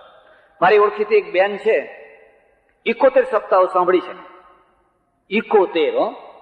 કોઈ જગ્યાએ સપ્તાહ હોય એટલે પહેલા બેઠી જ હોય. અને નવાઈએ કે મહારાજ બોલે એના પહેલા તો એ બોલવા માંડે કે હવે મહારાજ આ બોલશે, હવે મહારાજ આ બોલશે, હવે મહારાજ આ બોલશે. બધી કડ. મહારાજે એનાથી ડરે કે આ ક્યાં આવી? કે હું શું બોલવાનો છું એને ખબર છે, પહેલેથી ખબર છે. તો હું એને કહું કે તને બધું યાદ છે, તું બધું જાણે છે, તો હવે તું વારંવાર સાંભળવા શું કેમ જાય છે? મને કે તાણે બા એમ કે આ તો આત્માનું તો કલ્યાણ કરવું જ પડે ને. એમ કે આત્માનું તો કલ્યાણ કરવું જ પડે ને. દૃષ્ટિભેદ જુઓ.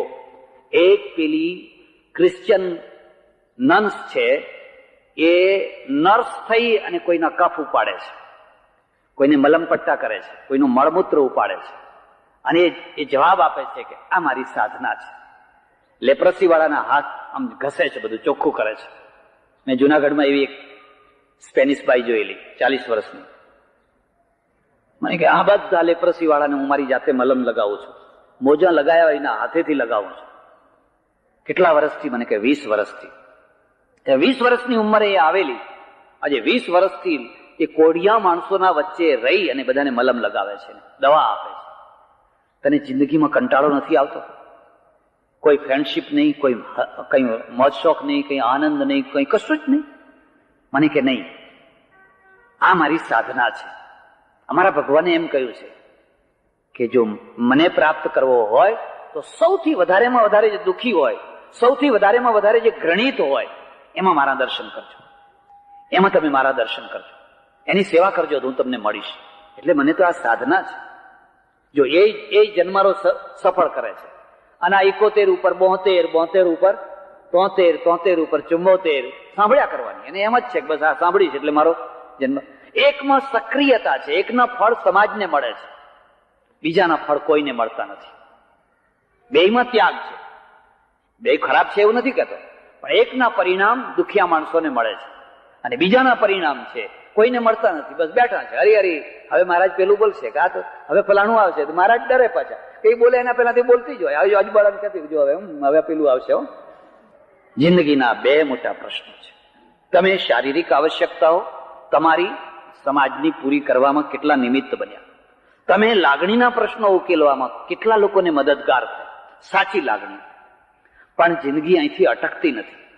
જો જિંદગી અહીંથી અટકી ગઈ હોત ને તો આપણે બધા બહુ નીચી કક્ષાના માણસો હોત. ત્રીજી જે આવશ્યકતા શરૂ થાય છે ને, એ ત્રીજી આવશ્યકતાનું નામ છે આત્મીય આવશ્યકતા. તમારી શરીરની આવશ્યકતાઓ પૂરી થઈ અથવા શરીરની આવશ્યકતાઓથી તમે બિલકુલ નિર્દ્વંદ થઈ ગયા. તમારી લાગણીની આવશ્યકતાઓ કાં તો પૂરી થઈ કાં તો તમે લાગણીના ઉપર પહોંચી ગયા. હવે જે ત્રીજી કક્ષા છે એનું નામ છે આત્મીય આવશ્યકતા. અહીંથી કોઈ મહાવીર પેદા થાય છે, અહીંથી કોઈ બુદ્ધ પેદા થાય છે, અહીંથી કોઈ રામકૃષ્ણ પેદા થાય છે, અહીંથી કોઈ જલારામ પેદા થાય છે, અહીંથી કોઈ ગંગા સતી પેદા થાય છે. કારણ કે પેલી બે કક્ષાઓ વટાવીને આ ઊંચી કક્ષા આવી ગઈ. હવે એ પેટ માટે ફાંફા નથી મારતો. એમ એની લાગણીઓ છે, એ લાગણીઓને એને કંટ્રોલ કર્યો છે અને લાગણીઓને એને પરમેશ્વર તરફ વાળી દીધી છે. વહો એવી નિત્યે મુજ જીવનની સર્વ જરણી, દયાના પુણ્યોના તુજ પ્રભુ મહાસાગર. મયંકભાઈ અને મીરાબેન પોતાના યુવાન પુત્ર ઉપર, એકના એક પુત્ર ઉપર કોને લાગણીઓ ના હોય? પણ એ લાગણીઓ છે કાયમ માટે પૂરી થઈ શકે ખરી? કોઈની થઈ શકી છે ખરી? પેલો બાપ આવીને કહે છે મારી 6 વર્ષની છોકરી ગઈ, મારું જીવન ખાલી ખાલી કરી નાખ્યું. હવે એને આખી જિંદગી સુધી રડ્યા જ કરવાનું? આખી જિંદગી સુધી આંસુ જ પાડ્યા કરવાના? ના, જિંદગીને ઉર્ધ્વગામી બનાવવાનું. એક ઊંચું પગથિયું પણ છે. જરાક પગ ઊંચો કરો, એક ઊંચું પગથિયું પણ છે. અને ઊંચા પગથિયા ઉપર પછી આત્મીય ભાવ આવે છે. અને જ્યાં તમારા અંદર એ આત્મીય ભાવના જાગે છે, તમે માનવમાંથી મહામાનવ બનવા માટે તૈયાર થાવ છો. મહામાનવ. અત્યાર સુધી માનવ હતો, હવે એ મહામાનવ બને છે. અને મહામાનવ બને છે એટલે શું થાય છે? એનું ફિલ્ડ મોટું થઈ જાય છે, એનું ક્ષેત્ર મોટું થઈ જાય છે. એ ક્ષેત્ર મોટું થાય એટલે મહાવીર એક પત્નીનો પતિ નહીં, બુદ્ધ એક યશોધરાનો પતિ નહીં, બુદ્ધ એક રાહુલનો પિતા નહીં, હજારો રાહુલના પિતા, લાખો લાખો પુરુષોના એ તારણહાર. કારણ કે એનું ફિલ્ડ ઊંચું થઈ ગયું. જ્યારે વ્યક્તિ ત્રીજી કક્ષાએ પહોંચે છે, મારી શરત એટલી સમજજો કે આ ત્રીજી કક્ષા પહેલી બીજી વટાવ્યા પછી કૂદકો નહીં મારવાનો. બીજી વાત પણ કહું તમને, ભીખના રોટલા ખાનારને ભગવાન ના મળે કદી. ભીખના રોટલા ખાઓ અને ભગવાન મેળવો કદી શક્ય નથી. જે પોતાનો રોટલો નથી પેદા કરી શકતો અને ઉશિયાળા ચહેરે કોઈના સામે ટગર ટગર જોયા કરે, એને ભગવાન ના મળે. તમારે આત્મીય કક્ષાએ પહોંચવું છે તો સંતોનો માર્ગ, સૂફીઓનો માર્ગ, જેમાં તમે તમારી જાત ઉપર ઉભા હોવ અને તમારી જે શક્તિ છે એ શક્તિના ફળ લોકોને મળતા હોય. એટલે સજ્જનો, આજે એક એવો પ્રસંગ છે જેની સાથે એક યુવાન પુત્રનું અકાળ અવસાન છે. એ યુવાન પુત્રના અકાળ અવસાનનો ઘા પિતાને વાગ્યો છે, માતાને વાગ્યો છે, બહેનોને વાગ્યો છે, પણ એ ઘાને રૂજવ્યા સિવાય કોઈ બીજો રસ્તો નથી. આખી જિંદગી સુધી એ ઘાને પોળો જ કર કરવાનો. વ્યાસજીએ કહ્યું, શ્રીમદ ભાગવતની ભૂમિકાની અંદર નદીના વેગમાં બે લાકડા ભેગા થઈ ગયા. એક આ કિનારેથી તૂટીને પડ્યું, એક આ કિનારેથી તૂટીને પડ્યું. બે લાકડા ભેગા થઈ ગયા. કોઈ માના રૂપમાં આવ્યું, કોઈ બાપના રૂપમાં આવ્યું, કોઈ પતિ પત્નીના રૂપમાં આવ્યું, કોઈ રૂપમાં આવ્યું. બે લાકડા ભેગા થઈ ગયા. ખૂબ સાથે ચાલ્યા, ખૂબ આનંદ આવ્યો. અરે સાથનો પણ એક આનંદ છે. કૂતરાને જોજો તમે, એ સાંજે તમારા ખાટલા નીચે બેસશે. એને ઉઠાડી મૂકો તો આગુ પાછું જઈને પાછું તમારા ખાટલા આગળ આવીને બેસશે. ખેતરમાં રહેનારા હોય એને પૂછી જોજો, કારણ કે એની હૂંફ છે કે મારો માલિક ઉપર સૂતો છે, એટલે એ પાસે બેઠેલો છે. તમે એકલા બેઠા છો, તમારી આજુબાજુ કોઈ નથી, તમને કોઈની હૂંફ નથી, એને તો બહુ મોટું દુઃખ હશે, એને બહુ મોટી વેદના હશે. છોકરું જોજો, આજુબાજુ રમીને રખડીને માના ખોળામાં આવીને બેસી જશે. માં આમ ધક્કો મારશે ને તો એમ પાછું કરતું કરતું એ ખોળામાં જ બેસશે. એને બહુ મોટી હૂંફ મળે છે. બે લાકડા ભેગા થયા. હું જે તમને કહેવા માંગુ છું, તમને વિખૂટા પાડવાનું કહેવા નથી માંગતો. હું એમ નથી કહેવા માંગતો કે આ બધી સ્ત્રીઓ છે એ મોહનું રૂપ છે, ને ઘર છે એ તો જંજાળ છે, ને દુકાન છોડો, ને ઘર છોડો, ને પત્ની છોડો, ને બધું છોડો, ને બાવા થઈ જાઓ, સાધુ થઈ જાઓ. આજકાલ આવો બહુ મોટો રોગ એક ચાલુ થયો છે. હું એમાં સંમત નથી.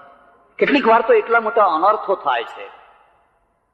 એક બીએસસી પાસ થયેલો છોકરો હોય, એમએસસી પાસ થયેલો છોકરો હોય, તમે એને સારો એન્જિનિયર બનાવો, સારો ડોક્ટર બનાવો, સારો પ્રોફેસર બનાવો, એ તો હજારોનો ઉદ્ધાર કરશે. એને ટોકરો ખખડાવતા ન કરો. એને ખાલી ટોકરા ખખડાવવાનું કામ સોંપશો તો તમે આ દેશના બુદ્ધિધનનો નાશ કર્યો. કોઈ એમએસસી એમને એક દિવસમાં નથી થતો, એની પાછળ 20 લાખ રૂપિયા ખર્ચાય છે. ટોકરા જ ખખડાવવા હોય તો બધા ઘણા લોકો જોવે એટલા છે કે નહીં? પણ જે છોકરાઓ કંઈક છે, કંઈક થઈ શકે એવા છે, એને સારા ડોક્ટર બનાવો, સારા વકીલ બનાવો, સારા પ્રોફેસર બનાવો. અને અમારે ચડોતરમાં તો એક બહુ મોટું બેલેન્સ તૂટે છે.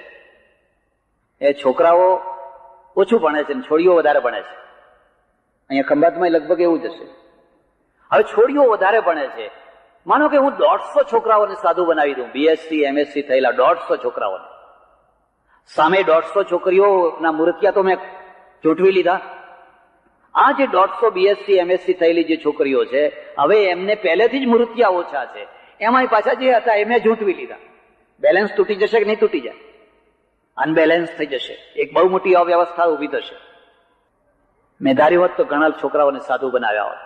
તમે કોઈને સાધુ ના બનાવ્યો. એટલા માટે ના બનાવ્યો કે આ વાસ્તવિક જીવન નથી, આ વ્યવહારિક જીવન નથી. જીવન સહજ. તમે સારા ગ્રહસ્થ બનો, સારા વેપારી બનો, સારા ઉદ્યોગપતિ બનો, 2 પૈસા કમાઓ, આવું કંઈક કરો, આવું કંઈક બાંધી આપો, કોઈનો ભાર ઊંચકો, કોઈનું વજન હલકું કરો. એ જીવન છે. ટોકરા ખખડાવવા માટે ટોળા ભેગા કરવાનો કોઈ અર્થ નથી. હા, એમાંથી કોઈ વિવેકાનંદ થવાનો હોય, એમાંથી કોઈ દયાનંદ થવાનો હોય તો આપણે એના પગ પૂજીએ. એમાંથી કોઈ વિવેકાનંદ તો થવાનો નથી, કોઈ દયાનંદ તો થવાનો જ નથી. ખાલી મોરના પીછા થઈને ટોળા બંધ ફેરવા કરો, એનો કશો અર્થ નથી. તમે એક તરફ બુદ્ધિધનનો નાશ કરો છો, એક તરફથી સામાજિક બેલેન્સ તોડી રહ્યા છો, અને આ દેશનું આખું એક વાતાવરણ દૂષિત થઈ રહ્યું છે. એટલે ત્રીજી જે આવશ્યકતા છે, એ ત્રીજી આવશ્યકતા છે આત્મીય આવશ્યકતા. આ 2 કક્ષાથી જે ઊંચે ઉઠેલો જીવ છે, એ જીવ પોતાના અને લોકોના કલ્યાણ માટે એટલો મોટો વ્યાપક રૂપ ધારણ કરે, એટલું મોટું વ્યાપક રૂપ ધારણ કરે કે એમાંથી કોઈ વિવેકાનંદ થાય, કોઈ રામકૃષ્ણ પરમહંસ થાય. એટલે સજ્જનો, આ જે પરિવાર, પરીખ પરિવાર, દર વર્ષે મંટુની સ્મૃતિમાં 1 પ્રવચન, 2 પ્રવચન, 3 પ્રવચનોનું આયોજન કરે છે. આ પરિવાર સાથે મારો થોડો સંબંધ છે, અને સંબંધના કારણે જ્યારે પણ એ દુઃખી જીવો મારી પાસે આવ્યા, મેં એમને આશ્વાસન આપ્યું, ભાઈ આ તો 2 લાકડા ભેગા થઈને ચાલી રહ્યા છે. વચ્ચે એક શિલા આવી ધસમસતી અને જઈને લાકડા ટકરાયા, ને એક આમ ગયું ને એક આમ ગયું. વ્યાસજી કહે છે હવે આ 2 લાકડા પાછા ભેગા થશે ખરા? યોગ છે ત્યાં વિયોગ છે જ. અને જેને યોગના સુખમાં આનંદ આવે છે એને વિયોગના દુઃખને સહન કરવાની પણ ક્ષમતા હોય તો જ જિંદગી જીવી શકાય. મને કહેતા આનંદ થાય છે કે આ બંને પતિ પત્નીએ એ દુઃખને સહન કરી લીધું. મેં પ્રેરણા આપી, તમારી પાસે જે ભગવાને 2 પૈસા આપ્યા છે એને સારા કામમાં વાપરો. મોન્ટું સમજીને, નહીં તો હું એમ ના કહું કે એક યજ્ઞ કરો, એક સપ્તાહ બેસાડો, એક સંઘ કાઢો. હવે એ તો બધું વર્ષોથી આદેશ, એમાંથી કોઈ પ્રશ્ન ઉકલતો નથી, કોઈ પ્રશ્ન ઉકલતો નથી. પ્રશ્ન જેમ ભગવતીભાઈએ કહ્યું એમ આપણે 88 કરોડની વસ્તી સુવર્ણચંદ્રક કેટલા લાવીએ છીએ? એકે નહીં. કેમ ધબડકો કાઢીએ છીએ? કારણ કે સ્પોર્ટ પ્રત્યે જે રસ હોવો જોઈએ, જે લગાવ હોવો જોઈએ, એ આપણને નથી. વાણિયાનો દીકરો, વેપારીનો દીકરો સવારે ઉઠીને દુકાને બેસે, રાત્રે આવે, ખાઈને સૂઈ જાય. જિંદગીમાં કોઈ બીજી ચોઈસ ના, બીજું કશું જ નહીં. 2 પૈસા કમાવા અને ઊંઘી જવું નહીં. જિંદગીમાં પરિવર્તન લાવવું પડશે. તમને કોઈને કોઈ એક ખેલની રમતની ચોઈસ હોવી જોઈએ, કોઈ સાહસ વૃત્તિ હોવી જોઈએ, કોઈ મુસાફરી, કોઈ પ્રવાસ કરવાની વૃત્તિ હોવી જોઈએ, કઈ ને કઈ હોવું જોઈએ. શા માટે કમાયા છે?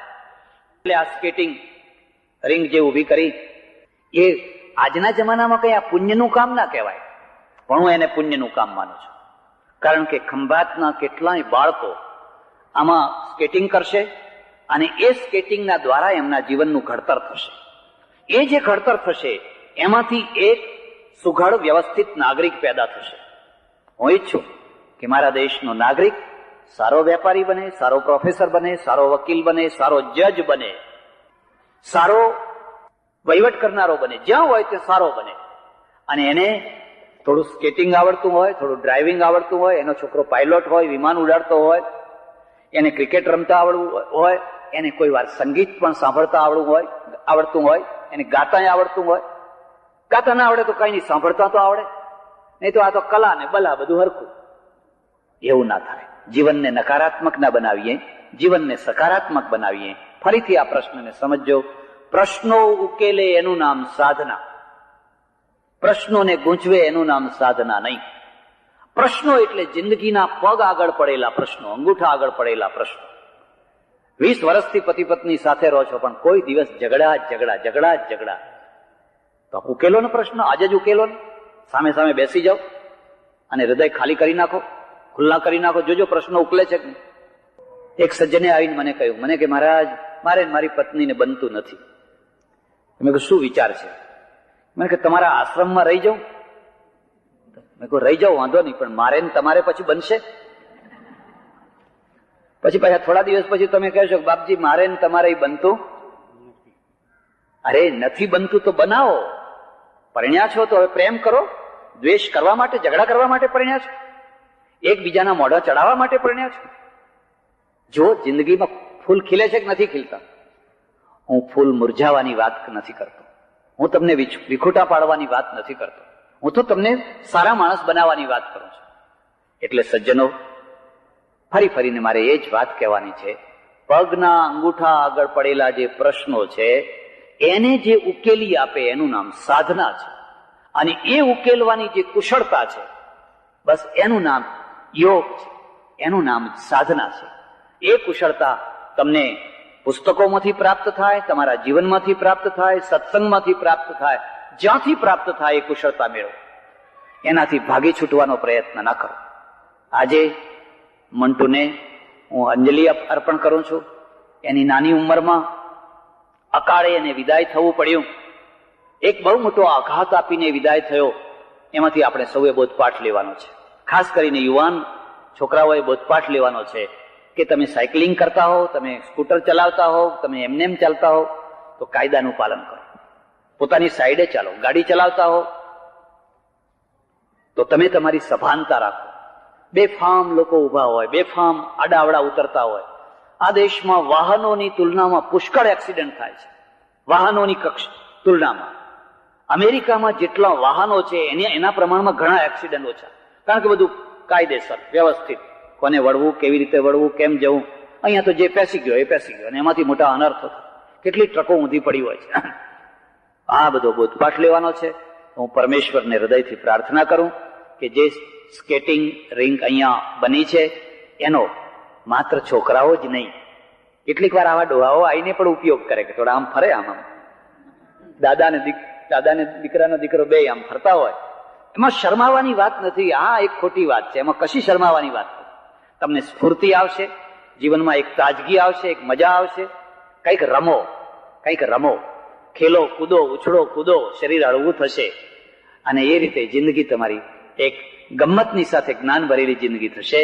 પરમેશ્વરને પ્રાર્થના કરું કે આ રિંકનો વધુ ને વધુ સારો ઉપયોગ થાય. એજ્યુકેશન સોસાયટી કેમ્બેની એને આ કાર્યભાર સ્વીકાર્યો છે. મને વિશ્વાસ છે કે એના વહીવટના દ્વારા આ બધું સારું જ થશે. એટલે ફરીથી ભગવાનને પ્રાર્થના, ભગવાન સૌનું મંગળ કરે, કલ્યાણ કરે. આભાર, ધન્યવાદ, હરિઓમ. અત્યાર સુધી બાલ બચ્ચા હતા, બધું હતું, એટલે એને પેટ ભરવા માટે, મારા કુટુંબને ચલાવવા માટે મારે આ કરવું પડ્યું. એ પ્રવૃત્તિ હતી. પણ હવે મને પેન્શન મળવાનું છે, મારા છોકરા મોટા થઈ ગયા, ધંધે વળગી ગયા, ઘર સુખી છે, મારે હવે પેટની કોઈ ચિંતા નથી રહી, તો મારી શક્તિને હું મૂર્છિત નથી કરવાનો. એ શક્તિને હવે હું માનવતાના કામે લગાવીશ, કૃષ્ણ પ્રીત્યર્થ ભગવાનના માટે લગાવીશ. ત્યારે નિવૃત્તિનો આધાર છે, પહેલો આધાર છે અનાસક્તિ. રસિકભાઈ પટેલ જયારે આજે નિવૃત્ત થઈ રહ્યા છે ત્યારે પ્રવૃત્તિ છોડી નથી દેવાની. અને પ્રવૃત્તિ છોડી દે તો કદાચ એ નિવૃત્તિને સમજી નહીં શક્યા હોય. હવે એ પ્રવૃત્તિ બહુજન હિતાય, બહુજન સુખાય, બહુજન હિતાય, હવે લોકોના કલ્યાણ માટે, લોકોના ભલા માટે. તમને જો ખબર હોય તો આ કડીની અંદર એક છગન બાપા થયા. નામ સાંભળ્યું? છગન બાપા થયા. પટેલ હતા, કડવા પટેલ હતા, અભણ જેવા હતા, બહુ થોડું ભણેલા હતા, અને સંન્યાસ લેવા માટે ઋષિકેશ ગયેલા. 60 વર્ષની ઉંમરે એમને વૈરાગ્ય થયો અને સંન્યાસ લેવા માટે જયારે ઋષિકેશ ગયા, નસીબ સારું તો એક સારા મહાત્મા મળી ગયા. અને મહાત્માએ કહ્યું, છગન, આ ભીખના રોટલા ખાઈને કોઈને મોક્ષ ના મળે, અને ભીખના રોટલા ખાનારને ભગવાન ના મળે. આ વાત લખી રાખજો. હું રોજ પારકા ઘેર જમું અને ટગર ટગર જોયા કરું કે આજ શું બન્યું હશે, આજ કેવું બન્યું હશે. અરે એને ભગવાન મળતો હશે? જે પોતાના રોટલા પોતે નથી કમાઈ શકતો એ વળી ભગવાન પ્રાપ્ત કરતો હશે? બેટા, ભીખના રોટલા અમે ખાશું. આ કાળી કમળી વાળાનું અન્ન ક્ષેત્ર છે, એમાં ઉભા રહીને અમે ખાઈ ખાઈને આખી જિંદગી પૂરી કરી દીધી. તું પાટીદારનો દીકરો છે, ઘેર પાછો જા. તારે આ ભીખના રોટલા ખાવાની જરૂર નથી, તું પાછો જા. તારે જો સંન્યાસ જોઈતો હોય તો હું તને સંન્યાસ આપું.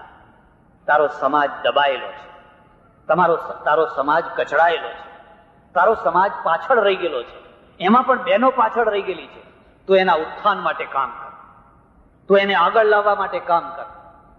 અને છગન બાપા અહીં પાછા આવ્યા, અને પાછા આવીને જે સમાજના કામમાં લાગ્યા, મને એક માણસે કહ્યું કે ત્યારે છગન બાપા અમારા ગામમાં રાત્રે આવે, અમારે 5-5 રૂપિયા આપવાના હોય તો ઝેર જેવા લાગે. ઘરમાં 5 રૂપિયા નહીં થાય, આખું ગામ ભેગું થઈને 200-250 રૂપિયા કરે તો એમ થાય કે આ છગન ડોહા ક્યાં અહીં આવ્યા છે.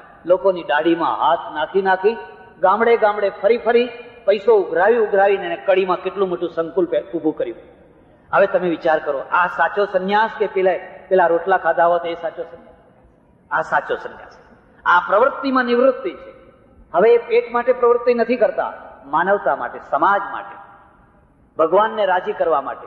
એટલે નિવૃત્તિનો અર્થ કામ છોડી દેવું એવો નહીં કરવાનો છે, પણ નિવૃત્તિનો અર્થ થાય છે પોતાની અપેક્ષાઓ રાખ્યા વિના, કોઈ પણ પ્રકારની અપેક્ષાઓ રાખ્યા વિના અનાસક્તિથી જે શક્તિ છે એ શક્તિ હવે સમાજને અર્પણ કરવાની. અને આ કામ જયારે થતું હોય છે ત્યારે એ નિવૃત્તિ ધન્ય થઈ જતી હોય છે. પ્રવૃત્તિ ધન્ય થઈ અને નિવૃત્તિ પણ ધન્ય થઈ જતી હોય છે. બીજી વાત એક કહું, અને વાત સમજવા જેવી છે. કોઈ પણ ઝાડને જુઓ, એમાં વસંત ઋતુ આવે એટલે એના પાંદડા એકદમ ચળકતા પાંદડા, લીલા ઘમ, આમ ચાક ચાક ચાક ચાક થતા હોય. પછી દિવસો આગળ વધે, એ કુંપરો મોટી થાય, પાંદડા મોટા થાય. પછી દિવસો આગળ વધે, એ પાંદડાઓ પીળા પડવા લાગે. ધીરે ધીરે ધીરે ધીરે ધીરે એની ચળકાટ, એની કુમાશ, એનું તેજસ્વી પણ ખતમ થાય. પાનખર ઋતુ આવી, અને પાનખર ઋતુ આવી, હવે એ પાંદડા પડવા લાગે. કારણ કે પાનખર ઋતુમાં પાંદડા પડી જાય એ જરૂરી છે, નવા પાંદડા ઉગવા જોઈએ. એમ માણસના જીવનમાં પણ સૂર્યની માફક 8 વાગ્યાનો સૂર્ય, 10 વાગ્યાનો સૂર્ય, 12 વાગ્યાનો સૂર્ય, 2 વાગ્યાનો સૂર્ય, 5 વાગ્યાનો સૂર્ય, 6 વાગ્યાનો સૂર્ય. તો સૂર્યને આથમવું પડે છે કે નહીં? જે 12 વાગે જયારે ધોમ ધોમ ધોમ તપતો હતો એ સૂર્ય 5 વાગ્યાનો જોજો પીળો પડી જતો હોય છે. હવે એ 12 વાગ્યાનો નથી રહ્યો, 5 વાગ્યાનો સૂર્ય છે. પછી આથમી જાય. આપણે સૌએ જાતસ્ય હિ ધ્રુવો મૃત્યુ ધ્રુવમ જન્મ મૃતસ્ય ચ તસ્માદ અપરિહાર્યેર્થે નત્વમ શોચિતું અર્હસી. ગીતા. અર્જુન, જે જન્મ્યો છે એને એક ને એક દિવસ મરવાનું છે, મરવાનું છે ને મરવાનું છે. માણસ 58 વર્ષે પહોંચ્યો, 60 વર્ષે પહોંચ્યો, 62 વર્ષે પહોંચ્યો, 65 વર્ષે પહોંચ્યો, અને હવે એ અપેક્ષા રાખે કે 12 વાગ્યાનો હું સૂર્ય થઈને જીવું. તે વાત ખોટી છે. હવે ઘરમાં ના ચાલે. ઘરમાં બીજા સૂર્યો પેદા થઈ ગયા. હવે ઘરમાં બીજા 10, 11, 12 વાગ્યા વાળા પેદા થઈ ગયા. તમે 5 વાગે પહોંચ્યા છો, અને જયારે 5 વાગે પહોંચ્યા છો તો હવે સંકેલી લો. હવે સંકેલી લો. જો નહીં સંકેલો તો તમારા માટે વૃદ્ધાશ્રમમાં ધક્કા મારીને લોકો કાઢશે. મારે ત્યાં આવે ને વૃદ્ધાશ્રમમાં મૂકવા આવે, અમારા બાપાને રાખશો? મેં કહ્યું તમને રાખીએ. તમારા બાપાને શું કામ મૂકવા આવ્યા છો? કે ના ના બાપા રે, અહીં શાંતિથી રહે. પણ ના કીધું તમે શાંતિથી રહો ને. બાપા ગમતા નથી, એટલા માટે બાપા હવે ગમતા નથી. હવે બાપા કેમ નથી ગમતા? સવારથી સાંજ સુધી બાપા છે ને એક પરોણાની આડ લઈને બેઠા છે અને સતત પૂછે છે, આ મને કેમ ના પૂછ્યું, આ કેમ આમ કર્યું, આ કેમ આમ કર્યું, આ કેમ આમ કર્યું. એટલે છોકરા બધા કંટાળી ગયા છે કે હવે આ જાય તો સારું. અમારા જમાનામાં આવું હતું, તમે ગાડી લઈ આવ્યા, આ પેટ્રોલ કેટલું મોંઘું છે. એટલે પણ કમાય છે, વાપરવા દે ને ભાઈ. તારા જમાનામાં પૈસો ક્યાં હતો? હવે નતો તો એ ઈચ્છા રાખે છે કે આજે પણ લોકો એવી રીતે જીવે. એટલે ઘોંચ પરણો એવો જ ચાલુ હોય કે એ અપમાનિત થઈને ઘરમાં રહેતા હોય. છોકરાઓ પછી ઘરના ઘર ફોડતા. એને નિવૃત્તિની જરૂર છે. અને શાની નિવૃત્તિની જરૂર છે? 5 વાગ્યાનો સૂર્ય છે. લો બેટા, આ ચાવીઓ સંભાળી લો, પેઢી ઉપર બેસો. હવે તમે નફો કરો તોય તમારો અને ખોટ કરો તોય તમારી. જુઓ, લગ્ન પ્રસંગે હવે તમે જજો, મને ના બોલાવશો. તમારે જ્યાં જેમ કરવું એમ કરજો. કંકોત્રી આવે તો તમે 82 વર્ષના એક ડોસા મને કે મારે લગ્નમાં જવું પડશે. એટલે આ 4થી પેઢી છે, હવે તારે શું લગ્નમાં જવું છે? નાના પણ કે એમ કે હમાવાળા માણસનો પ્રેમ છે એટલે જવા. હમાવાળા માણસનો કશો પ્રેમ ના હોય, પણ આ ડોસાને વ્યવહારમાં ઘોંચ પરણો કર્યા વિના શાંતિ મળતી. એટલે પછી એ બધે રખડ્યા કરે છે. હવે એને નિવૃત્તિની જરૂર છે. જો એ નિવૃત્ત થઈ જાય તો છોકરા પગે લાગતા આવે, તો વહુ પગે લાગતી આવે ને કે વહુ બેટા જે રાંધો એ ખાઈશો, મારા માટે કઈ જુદું ના કરશો, મને બધું ભાવે છે. કોઈ એક જગ્યાએ જઈને બેઠો હોય તો છોકરા એના દર્શન કરવા આવે. એટલે સૂર્ય જયારે 5 વાગ્યાના સમયમાં પહોંચે ત્યારે આપણે બિસ્તરો ધીરે ધીરે હવે સંકેલી લેવાનો છે. હવે 6 વાગવાની તૈયારી છે, 6:30 ની તૈયારી છે, અને સૂર્ય અસ્ત થવાની તૈયારી છે. જયારે સૂર્ય અસ્ત થવાની તૈયારી છે તો આપણે વહેલા આપણો બિસ્તરો સમેટી લઈએ. એવી રીતે સમેટી લઈએ. કોઈની માફી માંગવાની બાકી રહી ગઈ હોય તો માફી માંગી લઈએ. બોલ્યું ચાલ્યું માફ કરજો. ભાઈ કોઈએ કઈ આ હોય તો સુધારી લઈએ. આખી જિંદગી ભૂલ કરી અને હવે ભૂલોને સુધારી લેવા માટેનો આ છેલ્લો અડધો કલાકનો ટાઈમ છે. અને જો ઉતાવળ થઈ તો ઉતાવળમાં કશું નહીં થઈ શકે. પછી છેલ્લી વખતે કઈ ને કઈ થઈ જાય. બન્યું એવું, એકવાર અમે યાત્રા કરવા ગયા અને મારો એવો નિયમ, ટાઈમ સર બધું કામ થવું જોઈએ. તો રેલવેનું સ્ટેશન અને એક જ ગાડી જાય, એક જ ગાડી. ધર્મશાળા બાજુમાં અમે ઉતરેલા. મેં બધાને કહ્યું બિસ્તરા બાંધીને તૈયારી રાખો, જરૂર પૂરતું જ ઓઢવા પાથરવાનું રાખો. અમારા એક સજ્જન પટેલ હતા જોડે, એ વાત ના માને. મને કે તમે તો જયારે જુઓ ત્યારે, અરે સવારે હું જગાડીશ તમને, હું જગાડીશ. પછી તો સુઈ ગયા. અને બન્યું એવું કે જે ઘસઘસાટ સુઈ ગયા, ગાડીએ વિસલ મારી ત્યારે જાગ્યા અને હાફડા ફાફડા. હવે જો રહી જાવ તો આખો દિવસ રહેવું પડે. હાફડા ફાફડા. અમે તો જલ્દી જઈ તો કપડા બપડા પહેરીને હાથમાં આવ્યું લઈને ગાડી ચડી બેઠા. પેલી નાની ગાડી ખરી ને એટલે તો થોડી ચાલુ હોય ને ચડી જવાય. બધા બેસી ગયા ને બરાબર અજવાળું નહીં થયેલું. બેઠા પાછા ચોખા ખાવા લાગ્યા.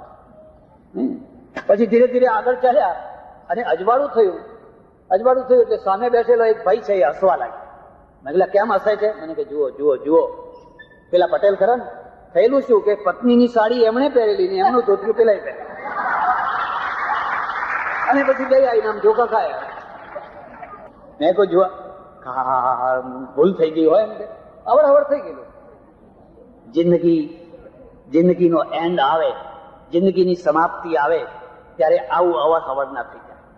અને અવર થઈ જાય તો ચારે તરફના માણસો હસતા હોય પછી આ શું કર્યું. એટલે નિવૃત્તિનો એક અર્થ થાય છે કે સૂર્યાસ્ત થતા પહેલા આપણે આપણું બધી તૈયારી કરી લઈએ અને લોકોને હસતા હસતા અલવિદા કરીએ, આવજો, શાંતિથી રહેજો, બોલી ચાલ્યું માફ કરજો, કઈ ભૂલ થઈ હોય તો. આ એનો બીજો અર્થ છે. ત્યારે સજ્જનો, આંબલિયાસણ જેવું ગામ જ્યાં વ્યાપાર છે, ઉદ્યોગ છે, ધંધો છે, રોજગારી છે, અને આ બધું શિક્ષણ સંકુલ જોઈને મને એમ પણ લાગ્યું કે શિક્ષણ પ્રત્યે પણ એક અભિરુચિ છે. 1500 થી 1700 છોકરા જ્યાં ભણતા હોય અને જ્યાં આજુબાજુના 5-10 ગામના છોકરાઓ ભણવા આવતા હોય તો એ જરૂર તમે કંઈ કેળવણીની પણ સારી પ્રતિષ્ઠા કરી શક્યા જ હશો. મેં શરૂઆતમાં પૂછ્યું કે તમારે ત્યાં કોઈ પૈસા તો નથી લેવાતા ને? આવું પૂછાય નહીં, પણ શું કરીએ? ઘણી વાર લોકો અમને હાથા બનાવે. હવે એ બધા ધંધા કરતા હોય ને અમે પાછા આવીને એમના વખાણ કરી કે મહારાજ તમને ખબર નથી અહીં તો શું થાય છે. ત્યારે હું પહેલા જ પૂછી લઉં, જો આવું થતું હોય તો અમને ના બોલાવશે. એમણે કહ્યું, ના મહારાજ, અમારે ત્યાં આવું કશું નથી. આ બધું જોઈ જાણીને મને ખૂબ આનંદ થયો અને એક સન્નિષ્ઠ આચાર્યનું બહુમાન થયું અને ખૂબ ભવ્ય રીતે થયું. એમને ટેપ રેકોર્ડર આપ્યું, એમને માળાઓ આપી, ચાંદીના વાસણો આપ્યા, જગ આપ્યો, બેગ આપી, જે કંઈ જરૂર હતું એ બધું આપ્યું. અને આચાર્યશ્રીએ સામે 2501 રૂપિયા સંસ્થાને આપ્યા. અને એ બધી જે ભવ્યતા છે એ જોઈ અને આપણને ખૂબ આનંદ થાય તો હું પરમેશ્વરને પ્રાર્થના કરું. પણ મારી એક ઈચ્છા છે અને મારી ઈચ્છા, મને વિશ્વાસ છે કે તમે જરૂર સ્વીકાર કરશો.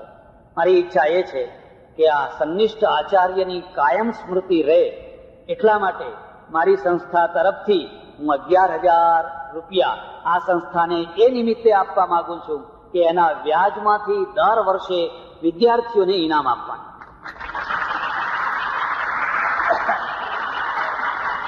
એ 11,000 રૂપિયા સ્થાયી ફંડમાં પડ્યા રહેશે અને એનું જે વ્યાજ આવે 1200-1400 જે કંઈ વ્યાજ આવે એ વ્યાજને 12મું ધોરણ, 11મું ધોરણ ને 10મું ધોરણ, જે તમને ઠીક લાગે એ રીતે, જે પહેલા વગેરે આવનારા છે એ બધા વિદ્યાર્થીઓને મારી સ્મૃતિમાં નહીં હો, મારા નામે નહીં, તમારા આચાર્યશ્રીની સ્મૃતિમાં એ રકમમાંથી એમ કાયમના માટે વિદ્યાર્થીઓને ઇનામ મળ્યા કરે અને વર્ષમાં એક દિવસ એમનું નામ લોકોને ખ્યાલ આવે એ રીતે હું આપવા માંગુ છું. હું પરમેશ્વરને પ્રાર્થના કરું કે તમારું ગામ સુખી થાય, બધા સંપીને રહે, હળીમળીને રહે, એક થઈને રહે અને વિદ્યાર્થીઓ અનુશાસનમાં રહે, પોતાના આચાર્યોની મર્યાદા રાખે અને આચાર્યો છે એ સાચા આચાર્યો બને. સાચા આચાર્યો બને. આખી દુનિયાનું અનુકરણ નથી કરવું. દુનિયા બગડી હોય તો ભલે બગડી હોય, પણ આપણે આંબલિયાસણની સ્કૂલને બગડવા દેવી, આપણે આપણું ઘર સંભાળવું છે, આખી દુનિયાનું અનુકરણ નથી કરવું. તો અહીંયાથી જરૂર સારા રત્નો પેદા થશે અને ગામને ઉજ્જવળ બનાવશે. ભગવાનને ફરીથી પ્રાર્થના, સૌનું ભલું કરે, સૌનું મંગળ કરે, સૌનું કલ્યાણ કરે. આભાર, ધન્યવાદ, હરિઓમ.